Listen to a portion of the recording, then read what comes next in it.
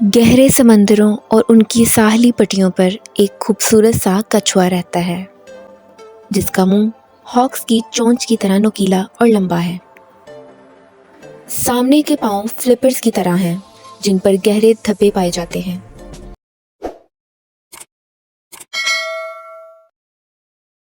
اس کی بڑی بڑی باہر نکلی ہوئی آنکھیں سمندر میں اپنی خوراک تلاش کرتی ہیں جو کہ زیادہ تر اسے کورلز کے قریب ملتی ہے۔ اس کی پسندیدہ غذا سمندری اسپونجز ہیں جن کی تلاش میں یہ ہر وقت مگن رہتا ہے، اور اس کے نہ ملنے پہ یہ جیلی فش یا سی اینیمون بھی کھا لیتا ہے۔ یہ سمندری کچھوؤں میں چھوٹی جسامت والی اسپیشی میں سے ایک ہے جس کے خول کی لمبائی اوسطاً 90 سینٹی میٹر یا 3 فیٹ اور وزن 80 کلو گرام تک ہوتا ہے۔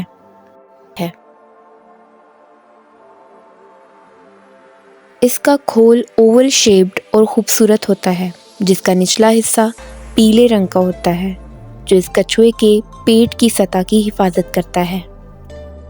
اس کی ٹانگیں جو کہ فلپرز کی طرح ہوتی ہیں جو انہیں تیرنے میں مدد دیتی ہیں، لیکن ان کا ساحل سمندر اور زمین پہ چلنا مشکل ہے۔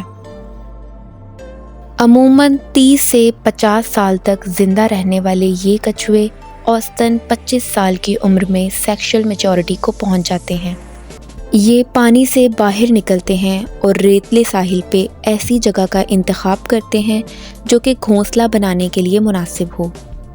گھونسلہ بنانے کے لیے ایک گھڑا کھودتے ہیں جس میں یہ ایک ہی بار میں تقریباً 140 تک انڈے دیتے ہیں اور گھونسلے کو دوبارہ ریت سے ڈھک دیتے ہیں تاکہ کوئی ان کے انڈے چرا یا کھا نہ لے۔ گھونسلے کا درجہ حرارت ریت سے برقرار رہتا ہے جس کی رینج 25.9 سے 32.5 ڈگری سینٹی گریڈ ہوتی ہے۔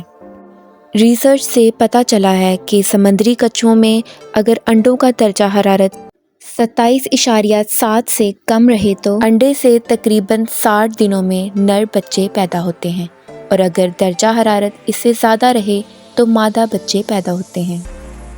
رات کے دوسرے پہر یہ ننھے کچھوے اپنے سناؤٹ پہ موجود دانت سے انڈوں کا خول توڑنا شروع ہو جاتے ہیں۔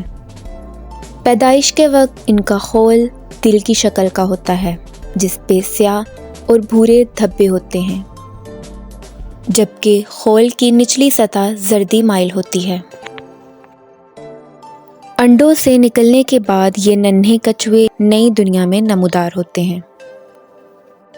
سمندر کی سطح میں چاند کی روشنی کی جھلک ان کو اپنا رستہ دکھاتی ہے، اور یہ رات کے گھپ اندھیرے میں اپنے شکاری جانوروں اور پرندوں سے بچتے ہوئے سمندر کی طرف اپنی زندگی کا پہلا سفر شروع کرتے ہیں۔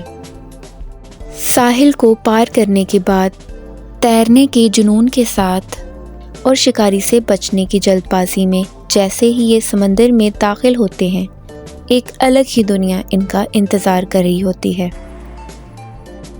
یہ کورل ریفز کی تلاش میں ہوتے ہیں جہاں ان کو اپنی خوراک ملنی ہے، مگر افسوس ان میں بہت سارے زیادہ تر زندہ نہیں رہتے۔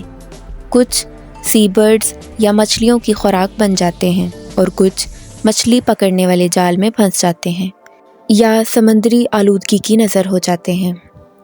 زندہ بچ جانے والوں میں مادہ کچھوے ایک دن دوبارہ اس ساحل پر آئیں گے اور اپنی ماں کی طرح ساحلی ریت پر ایک گڑھا کھودیں گے اور انڈے دیں گے، اور زندگی کا تسلسل ایسے ہی چلتا رہے گا۔